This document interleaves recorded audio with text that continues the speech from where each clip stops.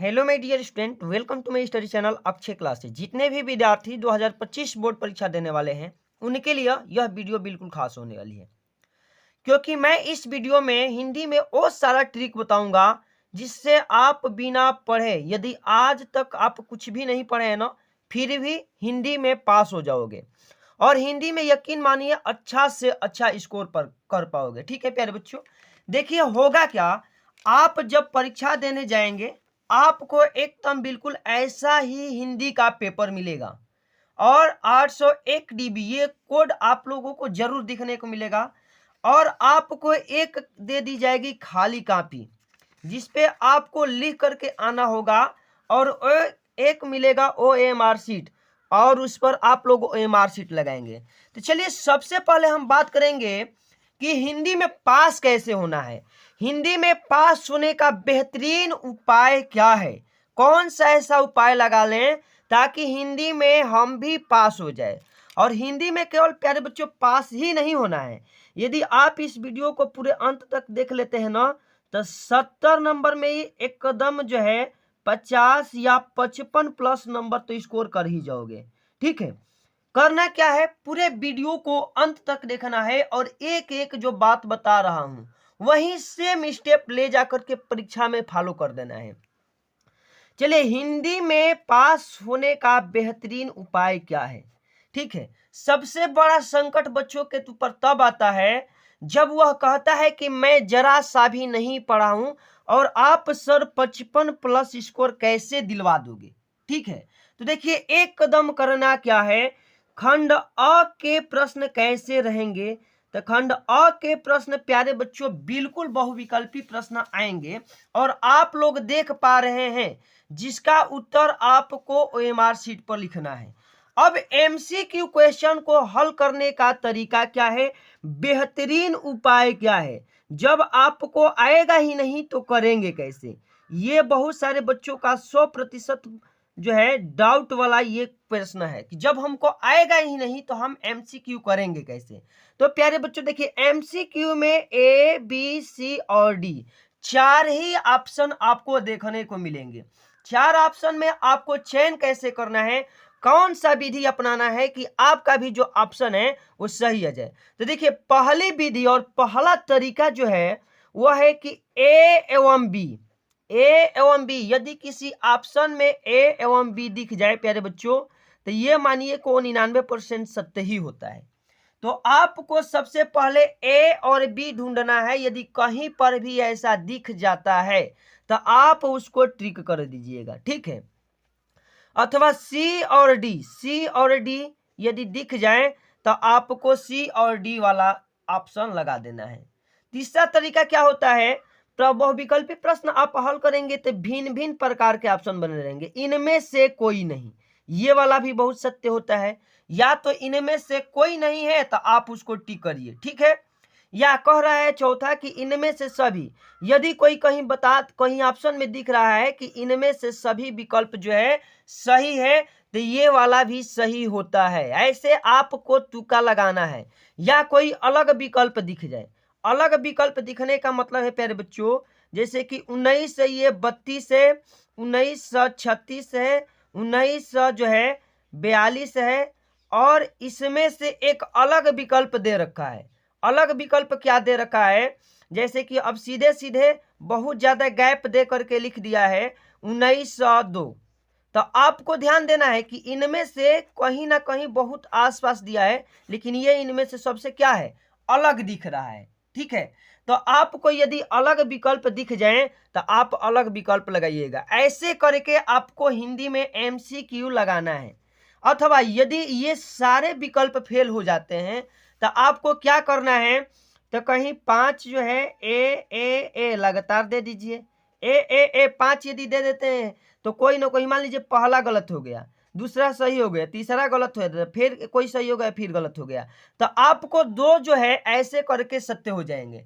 तो इस तरह से यदि थोड़ा जरा सा भी ध्यान दोगे, ए लिख दोगे या बी लिख दोगे, बी लिख दोगे, ठीक है, या सी लिख दोगे तो अधिकतर केस में हमने देखा है, जितने भी हमने एमसीक्यू पर वीडियो बनाए हैं उसमें देखे हैं कि अधिकतर यानी कि 75% के आसपास या तो ए और नहीं तो सी वाला ऑप्शन सही होता है। तो आपको ये तैयार करके जाना है। अब आपको देखिए, अगर जो सारे के सारे क्वेश्चन इसमें से कोई दिखे ही नहीं, अब मिल जाएगा ए बी सी और डी, चारों ऑप्शन अलग अलग है, इसमें कोई नहीं मैच किया, कोई ट्रिक नहीं मैच किया, तब तो ये आपके भाग्य के ऊपर ही निर्भर करेगा प्यारे बच्चों। आपका भाग्य अच्छा होगा तो चाहे आप ए मारिए, बी मारिए, सी मारिए या डी मारिए, या यही वाला ऑप्शन लगा करके भर के आइए, तो इस तरह से आप यहाँ पे कर जाएंगे। अब चलिए सबसे पहले हम लोग अब आगे बढ़ते हैं वर्णनात्मक प्रश्न के तरफ। तो वर्णनात्मक प्रश्न को कैसे पास करना है, लिखा है कि बिना पढ़े कैसे पास करें, और कौन सा खंड ब, ये वाला तो मेरे ऊपर छोड़ दीजिए, पूरे वीडियो को देखिए और मैं बताता हूं कि कैसे आप वर्णनात्मक प्रश्न परीक्षा में पास कर जाएंगे। कह रहे हैं कि कोई भी प्रश्न न छोड़े, ये सबसे सटीक तरीका होता है, इसे स्टार बना के ले जाइएगा। वर्णनात्मक प्रश्न के लिए कोई प्रश्न छोड़ना नहीं है, अंक के हिसाब से आपको उत्तर देना है। मान लीजिए कि 6 अंक का है तो आपको कम से कम 1 पेज पूरा लिखना है, जरा सा छोड़ना तो है ये नहीं है, ठीक है। प्रत्येक प्रश्न में कुछ ना कुछ लिखे, छोड़ करके आप लोग मत आइएगा, यानी छोड़ करके आएंगे। मान लीजिए 6 नंबर वाला है, कुछ ना कुछ भर दे तो एग्जामिनर क्या करेगा, कहेगा कि चलो बच्चा को 4 नंबर दे दो, ठीक है। कॉपी भरने का प्रयास करें। वर्णनात्मक प्रश्न जो है बिल्कुल ऐसे कॉपी पर लिख करके आना है, उमार पर लिख करके नहीं आना है। तो कॉपी आपकी भरी होनी चाहिए, पूरा ये लगना चाहिए कि बच्चा ने पूरा कॉपी को भर दिया है, ठीक है। एग्जामिनर ये भी देखते हैं कि जब कॉपी बच्चा भर दिया है, अच्छा से लिखा है, तो बच्चा को नंबर दे ही देगा। 50 में कुछ नहीं करेगा तो 40 नंबर, 38 नंबर बिल्कुल वहां से आपको मिल जाएगा। और आपको स्कूल से 30 में 30 मिल जाए, 28 मिल जाए, इस तरह से आपको जोड़ बटोर करके आप प्यारे बच्चों जो है 100 नंबर का जब होगा ना, तो ओवरऑल आप 80+ ही पाओगे। तो मेहनत करना है, वीडियो में पूरे अंत तक रहना है। अब चलिए सबसे पहले हम लोग चलते हैं वर्णनात्मक प्रश्न की तरफ, क्योंकि बहुविकल्पी प्रश्न को जो मैं बताया हूं वही वाला उपाय करके चले आना है। अब वर्णनात्मक प्रश्न हल करने का तरीका क्या होता है, बहुत सारे बच्चे कहते हैं कि सर मैंने जरा सा नहीं पढ़ा है, मैं कैसे करके आऊं। तो चलिए देखिए मैं बताता हूं कैसे करके आना है। खंड ब लिखा है वर्णनात्मक प्रश्न, कह रहा है कि निम्नलिखित प्रश्नों में से किसी एक गद्यांश पर आधारित सभी प्रश्नों के उत्तर दीजिए और आपको 6 नंबर दिए जाएंगे। 2 नंबर का पहला, 2 नंबर का दूसरा और 2 नंबर का तीसरा होगा। आप इससे हल कैसे करेंगे, या अथवा करके दिया है, अथवा करके दिया है तो किसी एक को ही करना है, या तो ऊपर वाले को करिए या नहीं तो अथवा करके जो दिया है इसे किसी एक को करना है। तो देखिए सबसे पहले आपको हेडिंग क्या लगाना है, तो खंड ब यहाँ लगाइए। खंड ब आपको यहाँ पे तुरंत लगाना है, हेडिंग यहाँ लगा लीजिए। खंड ब एकदम एक एक स्टेप सीखते जाइए। खंड ब जैसे आप लोग हेडिंग लगा दीजिएगा, यहाँ पे आप लोग स्केल से अंडरलाइन करिए। स्केल से अंडरलाइन करने का मतलब है कि आपकी कॉपी सुंदर दिखेगी। और प्रश्नोत्तर संख्या यहाँ जो है, वर्णनात्मक प्रश्न पहले हम लोग लिख लेते हैं। वर्णनात्मक प्रश्न लिखने के बाद आपको करना क्या है प्यारे बच्चों, अब यहाँ प्रश्नोत्तर संख्या 1 लगाना है। इस तरह से आपकी कॉपी भी भर जाएगी और सुंदर भी दिखेगी। प्रश्नोत्तर संख्या 1 लगा लीजिएगा। अब 1 लगाने के बाद यहाँ पर भी आपको अंडरलाइन कर देना है।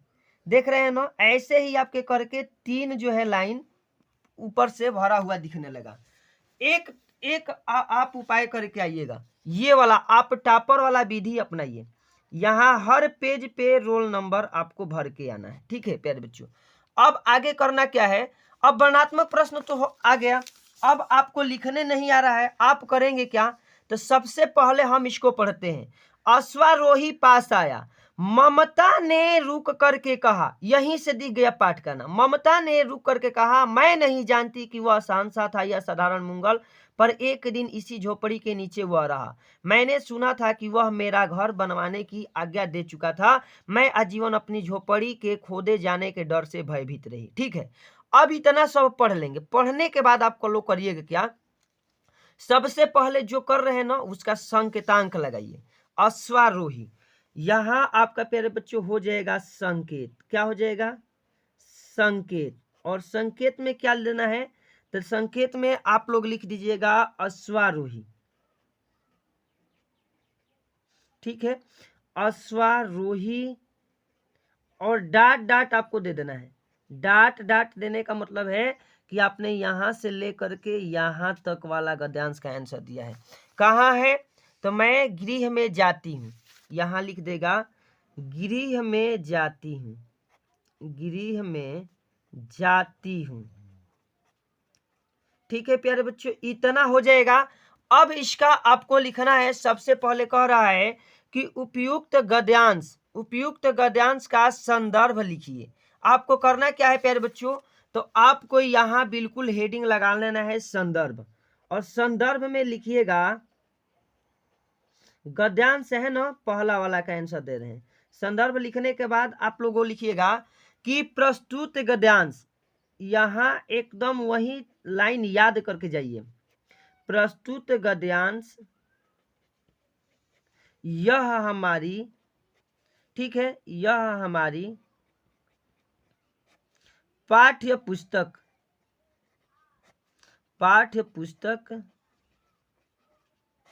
हिंदी के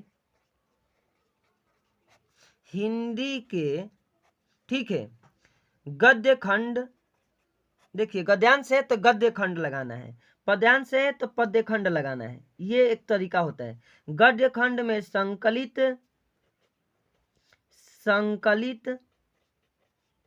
देखिए पाठ का नाम आपको याद है तो ठीक है बच्चों, अगर नहीं याद है तो यहाँ आपको पाठ के नाम लिख देना है।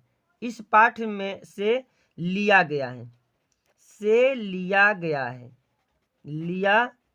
है। मैं जानता हूं कि ये ममता पाठ से है, फिर भी मैं आपको एकदम पास होने का ट्रिक बता रहा हूं। ठीक है, पाठ से लिया गया है। अब आगे लिखना क्या है? इसके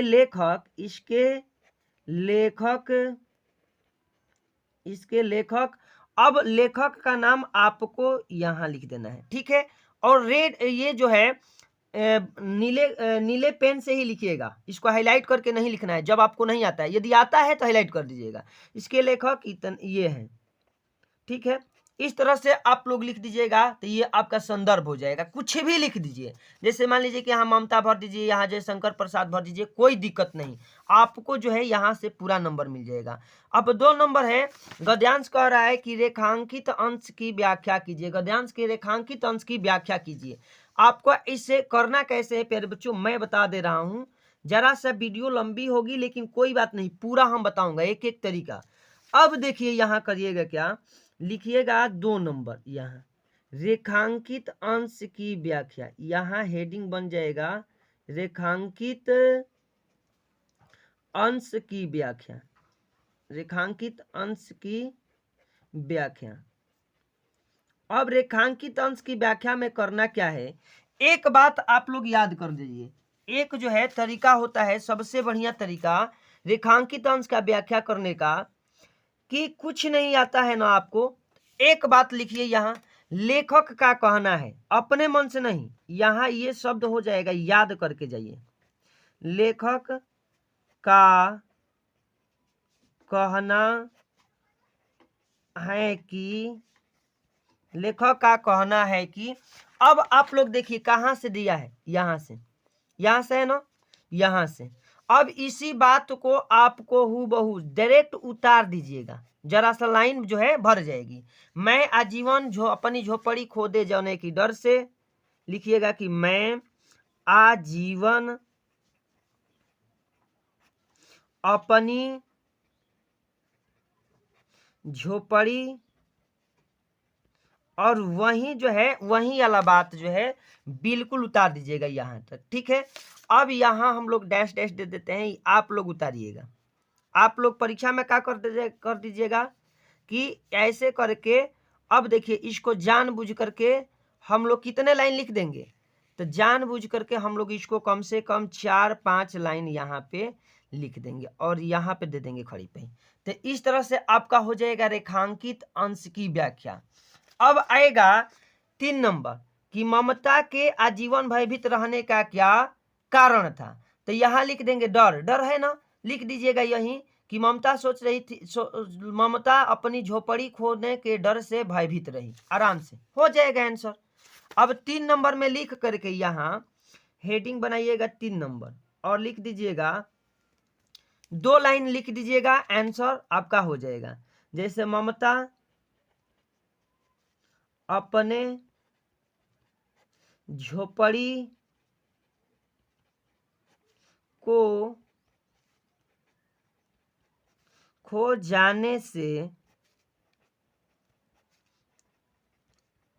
आजीवन डरती रही। इस तरह से बना करके आपको जो है लिख करके आना है। इस तरह से देख रहे हैं ना, पूरा एक पेज आपका जो है कवर हो गया। अब एक पेज कवर हो गया तो चाहे आप जो भी लिखे हैं, एग्जामिनर आएगा हल्का हल्का देखेगा, कहेगा कि सब कुछ हेडिंग वेडिंग ठीक ही है, तो चलिए बच्चों को क्या करना है, नंबर दे देते हैं। अब हम लोग आगे बढ़ते हैं प्रश्न संख्या प्यारे बच्चों 2 की तरफ। कह रहा है कि निम्नलिखित में से एक पद्यांश पर आधारित प्रश्नों के उत्तर दीजिए, प्रश्नों के उत्तर दीजिए। अब आपको करना क्या है, तो तुरंत आप लोग हेडिंग डाल दीजिएगा प्रश्न संख्या 2। अब क्या करना है, तो यहाँ हेडिंग बना करके एकदम बढ़िया से लिखिएगा, प्रश्नोत्तर संख्या 2 हेडिंग बनाइए, प्रश्नोत्तर संख्या हेडिंग 2 बना दीजिए, प्रश्नोत्तर संख्या 2। ठीक है। अब आपको करना क्या है, ऐसे पहले वाला की भांति पहले लिख दीजिएगा यहाँ संकेत। ठीक है, संकेत में आपको जो लिखे हैं यहाँ है ना कि पुरसे निकसी, तो यहाँ लिख दीजिएगा तुरंत ले पुरते निकसी। यही 2-4 बात आपको सीखना है, पुरते निकसी। और आपको dash dash dash dash dash dash देख करके यहाँ प्यारे बच्चों ये लिखना है कि जल च्वय, जल च्वय है ना यहाँ तक, तो यहाँ लिख दीजिएगा जल च्वय, ये आपका हो जाएगा हेडिंग। ठीक है।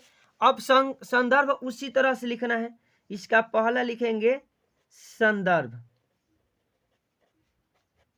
संदर्भ में लिख करके क्या करना है, वही बात प्रस्तुत, ये पद्यांश से लिख रहे हैं ना, तो यहां लिखिएगा प्रस्तुत पद्यांश यह हमारी पाठ्य पुस्तक हिंदी के। अब देखिए पद्यांश है ना, तो पद्य खंड आराम से लगा देना है, पद्य खंड में संकलित यहाँ पाठ का नाम, कोई एक सा पाठ का नाम याद कर लीजिए। जैसे पद है, पद लिख दीजिएगा, रामचरितमानस कोई एक पद यहाँ कुछ भी लिखिए, या बनपथ पे कुछ एक लिख दीजिए, लिया गया है। इसके लेखक अब यहाँ लेखक का नाम ये है, हो जाएगा, बात खत्म। अब आएगा इसका जो है, कह रहा है 2 नंबर कि श्री राम के नेत्रों से आंसू क्यों बहने लगे। कुछ नहीं लिखना है, यहाँ 2 नंबर लगाइएगा, लिखिएगा कि सीता के दुख देखकर श्री राम के नेत्रों से आंसू बहने लगे। सीता के दुख देखकर श्री राम के आंखों से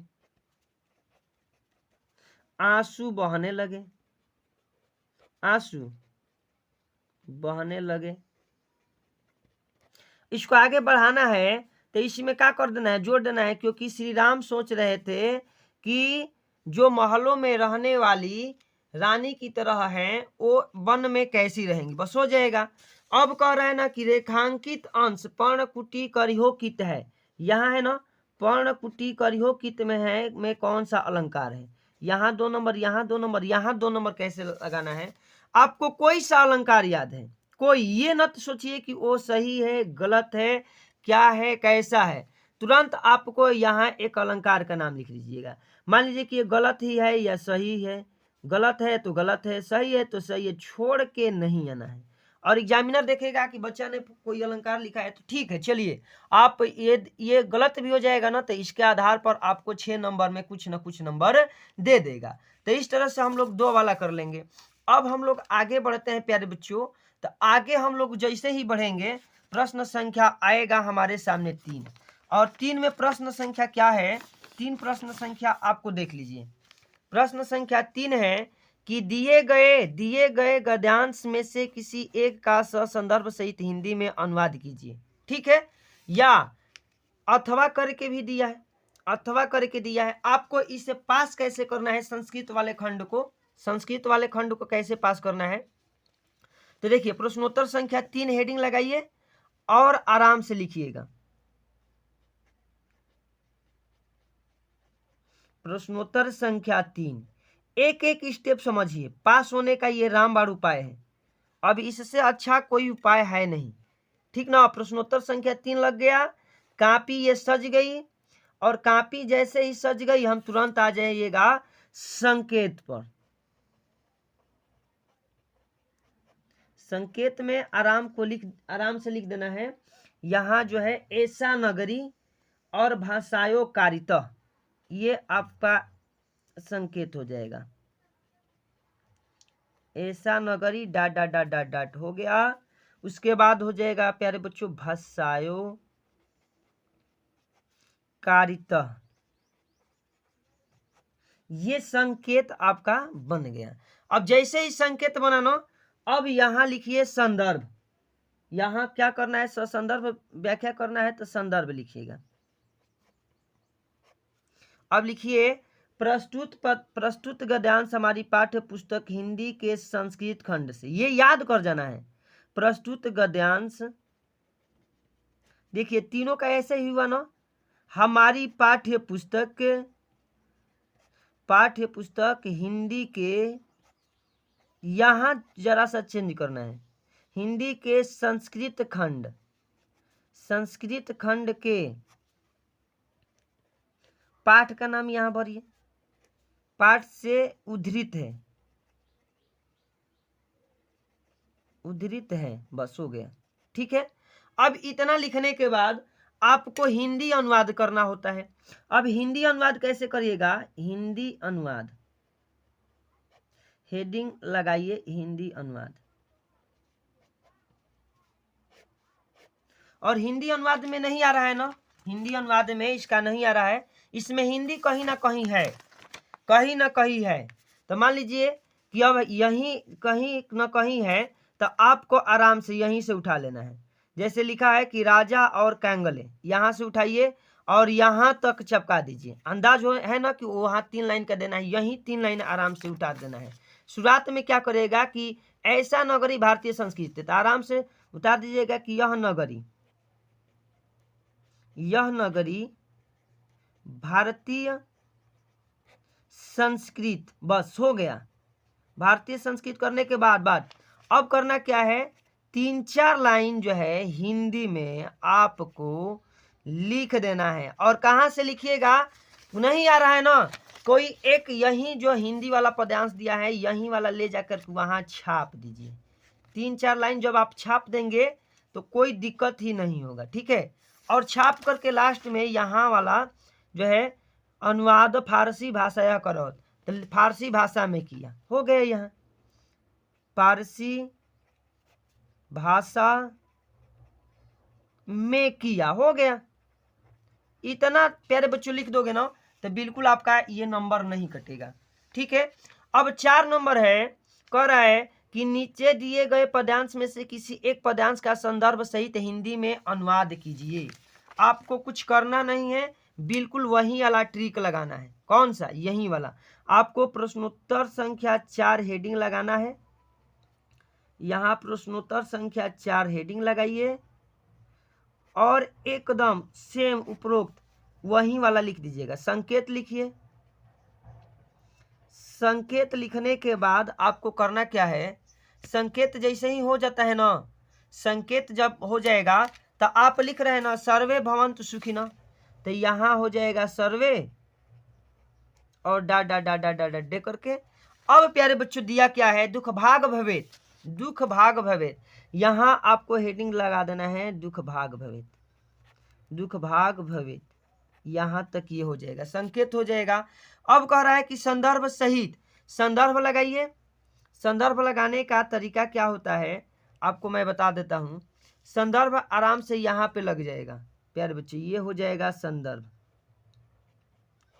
और संदर्भ में वही दो बात, पाठ का नाम, पाठ का नाम, और वही संस्कृत खंड से लिया गया है, ये वाला लिख दीजिएगा। अब हिंदी अनुवाद करके, हिंदी अनुवाद करके आपको करना क्या है, इसका आंसर कैसे करिएगा, तो हिंदी अनुवाद करके लिखा है ना, जैसे लिखा है कि सर्वे भवन्तु सुखिनः सर्वे सन्तु निरामया, यहीं सेम उतार दीजिए। ये हलंत है, डाट है, सभी कुछ हटा दीजिए, लिख दीजिए सभी सुखी हो जाएं, सभी निरोग हो जाएं, सभी लोग सुखी से रहे, कोई भी दुख का भागी न बने, कुछ अपने से बना करके लिख दीजिए। नहीं आता है तो हिंदी वाला वर्ड कुछ भी लिख दीजिए, हिंदी अनुवाद करके आपको नंबर मिल जाएगा। अब प्यारे बच्चों आपका अगला प्रश्न आता है 5 नंबर। 5 नंबर है अपने पठित खंड काव्य के आधार पर किसी एक का उत्तर दीजिए और 3 नंबर लिखेगा। जैसे मुक्ति दूत है, मुक्ति दूत है, ज्योति जवाहर है, कर्ण खंड काव्य है, तो कोई एक खंड काव्य के आधार पर आपको उत्तर देना होगा। उत्तर तो छोड़ के आप लोग आइएगा नहीं। अब करना क्या है मैं बता देता हूं। देखिए खंड काव्य भी पास आप हो जाएंगे तुरंत। कैसे, उपाय क्या है इसका, उपाय प्यारे बच्चों एकदम सरल उपाय है, एकदम सरल उपाय है। और उपाय क्या है मैं आपको बता दे रहा हूं, ठीक है। अब मान लीजिए कि ये 5 है ना प्रश्न संख्या ये 5 था। अब इसे हम लोग पास कैसे करेंगे, यहां लिख दीजिएगा प्रश्नोत्तर संख्या 5, प्रश्नोत्तर संख्या 5 एकदम सुंदर से बन जाएगा यहाँ, ठीक है। प्रश्नोत्तर संख्या 5 लिख देने के बाद खंड काव्य हेडिंग हो जाएगा, खंड काव्य, यहाँ खंड काव्य लिख करके। और आपको क्या करना है, कोई जैसे मान लीजिए कि आपके जिले में जो है कर्ण खंड काव्य है, तो आप यहाँ लिख दीजिएगा कर्ण खंड काव्य, कर्ण खंड काव्य। हेडिंग लगाने के बाद आपको करना क्या है, पूरे एक पेज में, पूरे जो है एक पेज में आपको लिख करके चले आना है। यहाँ एक पेज लिख दीजिए। करना क्या है, हिंदी नहीं आता है ना, कुछ भी अपने मन से हिंदी बताइए। कर्ण ने ये कहा था कि मैं आपका साथ नहीं छोड़ूंगा, मैं पूरे युद्ध के अंत तक आपके साथ लड़ता रहूंगा, मैं आपके हर बातों को मानूंगा, आपके अनुसार जो है ये करूंगा, युद्ध में ये करूंगा, मैं इतना तैयारी किया हूँ, ऐसे किया हूँ। तो ये एक कहानी बना करके, खंड काव्य क्या होता है, एक कहानी जैसा ही होता है, उसको बना करके आपको लिख करके चले आना है, यहाँ से आपका नंबर मिल जाएगा। अब चलिए सबसे बढ़िया और सटीक उपाय नंबर उठाने का जो है यहाँ आपको दिखने को मिलता है। देखिए कह रहा है कि दिए गए लेखकों में से किसी एक लेखक का जीवन परिचय देते हुए उनकी प्रमुख रचना का उल्लेख कीजिए, 3 नंबर, और रचना के लिए 2 नंबर, पूरे 5 नंबर मिलेगा। जैसे आचार्य रामचंद्र शुक्ल है, डॉक्टर भगवत शरण उपाध्याय है, जयशंकर प्रसाद है। अब आप लोग हेडिंग बनाइए तुरंत, यहाँ आइए और हेडिंग बना करके देखिए एग्जामिनर को कैसे प्रभावित करना है। तो यहां लिखिएगा प्रश्नोत्तर संख्या 6, प्रश्नोत्तर संख्या 6, एक मैं बता दे रहा हूं तरीका। प्रश्नोत्तर संख्या 6 लिख करके, और 6 लिख करके क का उत्तर दे रहे हैं ना, तो क लिख दीजिए। और जीवन परिचय पहले हेडिंग नहीं बनाना है, आप किनका लिख रहे हैं वे हेडिंग बनाइए। जैसे जयशंकर प्रसाद का लिख रहे हैं और 3 नंबर पर यह है, यहाँ आपका हो जाएगा प्यारे बच्चों जयशंकर प्रसाद, यहाँ लिख दीजिएगा जयशंकर प्रसाद, ये एकदम बढ़िया हो जाएगा हेडिंग। जयशंकर प्रसाद हेडिंग बनाने के बाद आपको तरीका कौन सा अपनाना है, तो एकदम बढ़िया तरीका। बहुत सारे बच्चे होते हैं ना तुरंत जो है यहीं पे अपना जीवन परिचय हेडिंग बना करके लिखने लगते हैं। ऐसा नहीं होगा। सबसे पहले आप यहाँ लिख दीजिए नाम। नाम लिखिए, नाम तो पता है, इसमें ट्रिक लगाने की कोई जरूरत नहीं है। नाम उनका लिख दीजिए, नाम लिखिए, जन्म लिखिए। जन्म लिखने के बाद आपको पिता यहाँ लिख देना है प्यारे बच्चों, माता, ठीक है, यहाँ हो जाएगा माता। उसके बाद यहाँ हो जाएगा रचनाएं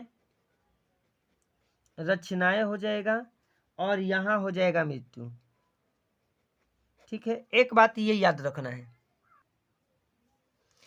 अब देखिए इसमें ट्रिक क्या लगाना है। नाम तो वही सेम रह जाएगा, लिखिएगा जयशंकर प्रसाद। जयशंकर प्रसाद होने के बाद जैसे जन्म है 1889, कुछ भी यहाँ लिख दीजिए एक अंदाज लगा करके। 1889 ईस्वी और काशी में हुआ था, तो काशी। अगर जो नहीं आएगा तो क्या करिएगा, कोई ना कोई सन भर देना है। ठीक है, पिता का नाम यहाँ देवी प्रसाद था, तो यहाँ कुछ भी याद है तो है, नहीं है तो कोई नाम लिखिए। यहाँ माता का नाम मुनि देवी, तो मुनि देवी यहाँ हो जाएगा, मुनि देवी हो जाएगा। ठीक है, अब रचनाएं मान लीजिए कि कामायनी है, तितली है, बहुत सारी रचनाएं हैं, तो कामायनी हो गया, तितली हो गया। ठीक है, और मृत्यु जब सन 1937 में हुई थी, तो 1937, 32, 35 जब नहीं आएगा तब लिखिएगा। आ रहा है तो एकदम बढ़िया से लिख करके आना है, नहीं आ रहा है तो न आने के बाद ये ट्रिक होता है। अब इसको आपको करना क्या है, आपको इसे घेर देना है। आप इसे घेर दीजिएगा और घेर करके आइएगा। देखिएगा प्यारे बच्चों, नंबर आपको मिल जाएगा। ऐसे हम लोग आधा पेज तो ऐसी में हम लोग जो है खर्च कर दिए। अब यहाँ हेडिंग बनाइएगा जीवन परिचय। यहाँ हेडिंग बना देना है जीवन परिचय। अब वहीं उठा करके सारे शब्द को चपका देना है। यहाँ पर जय शंकर प्रसाद का जन्म सन 1889 ईस्वी में काशी में हुआ था।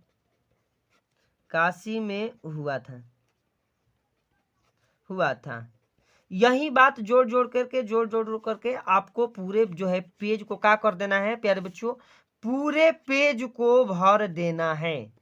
ठीक है, और भरने के बाद अब यहाँ हो जाएगा रचनाएं हेडिंग लगा करके, और वहीं एक उतार दीजिएगा।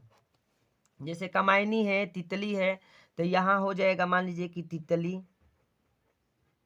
तितली कामायनी। तो इस तरह से जो है आपको जीवन परिचय जो है लिख देना है। और इसी तरह से हम लोग कवि वाला भी ट्रिक यहीं अपना करके आइएगा। उसके बाद आगे कर रहे 7 नंबर कि अपनी पाठ्य पुस्तक से कंठस्थ कोई एक श्लोक लिखिए जो इस प्रश्न पत्र में न आया हो।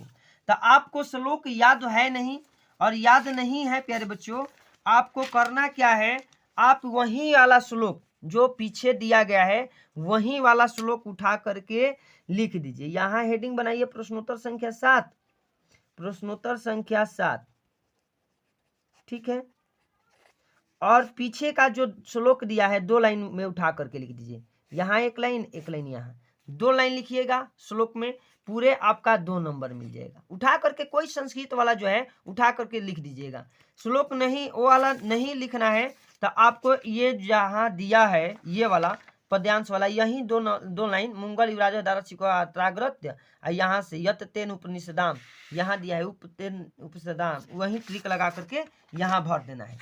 भरने के बाद आप लोग 8 नंबर करना क्या है, 8 नंबर है कि निम्नलिखित प्रश्नों में से किसी 2 प्रश्नों का उत्तर संस्कृत में दीजिए। बीरह केन पूजते पदेन किन बिना, और उसके बाद चंद्रशेखर कसित अस्माकम संस्कृत की दृश्यते वर्तते। तो ठीक है, अब आपको हेडिंग लगाना है प्रश्नोत्तर संख्या 8। प्रश्नोत्तर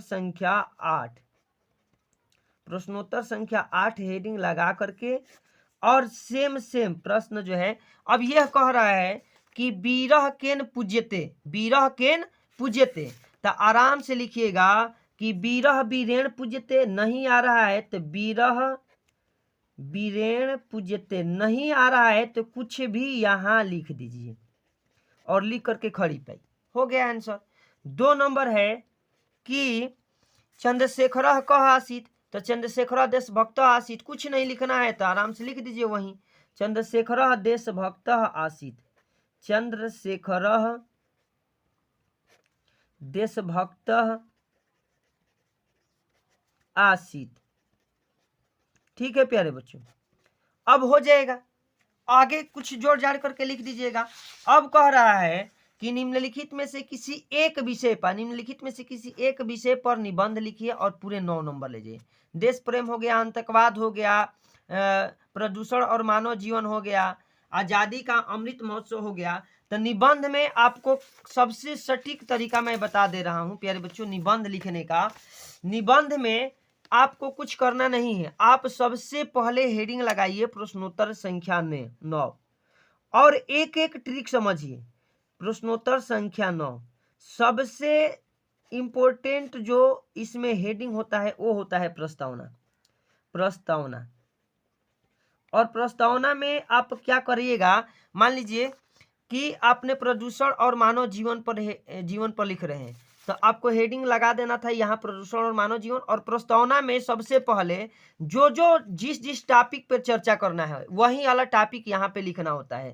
तो मान लीजिए कि यहाँ पर लिखेंगे प्रदूषण का अर्थ, ये एक हो गया प्रदूषण का अर्थ। 2 नंबर हेडिंग लगा दीजिएगा प्रदूषण से हानि, प्रदूषण से हानि। 3 नंबर हेडिंग लगा दीजिएगा प्रदूषण के कारण, प्रदूषण के कारण। 4 नंबर हेडिंग लगा देना है प्रदूषण के प्रकार, प्रदूषण के प्रकार। ठीक है, 5 नंबर हेडिंग लगाइए प्रदूषण से बचाव। और लास्ट में ये इन सारे हेडिंगों पर एक हेडिंग लगाइए 5 लाइन लिखिए, एक हेडिंग लगाइए 5 लाइन, एक हेडिंग लगाइए 5 लाइन, 5 लाइन सारे हेडिंग पर लिख देना है। आपका जो है 2 या 3 पेज ऐसे ही भर जाएगा। और लास्ट में जो होता है एक होता है उपसंहार, उपसंहार। तो ये जो है बिल्कुल याद करके जाइएगा। प्रस्तावना कैसे करना है, सारे हेडिंग पर चर्चा कर देना है, उपसंहार लास्ट में लिख देना है। और उपसंहार में 3-4 लाइन या 5 लाइन में लिख दीजिएगा कि प्रदूषण से बचाव के ये कारण थे, ये उपाय थे, इसी में से छांट करके मेन पॉइंट लिख देना है। इस तरह से प्यारे बच्चों आप लोग देख पा रहे हैं कि मैं 37-38 मिनट हुआ, 37-38 मिनट में पूरा एक जो है पेपर को बता दिया हूँ, कॉपी कैसे लिखना है, कौन सा ट्रिक अपनाना है। ठीक है, ताकि आपका नंबर एक भी ना कटे। ठीक है, इस तरह से जो है जीवन परिचय को वही बात जोड़ जोड़ करके लिख देना है और लिख करके चले आना है। तो इस तरह से प्यारे बच्चों अगर यह वीडियो आप सभी को अच्छी लगी है तो वीडियो को एक प्यारा सा लाइक कीजिए। और मैं इस वीडियो का लाइक 1K का रख रहा हूँ, तो आपको वीडियो को शेयर कर देना है। और शेयर करके हमारे यदि चैनल पर पहली बार विजिट किए हैं तो हमारे चैनल अक्षय क्लासेज को सब्सक्राइब करके बेल आइकन वाला घंटी दबा दीजिए।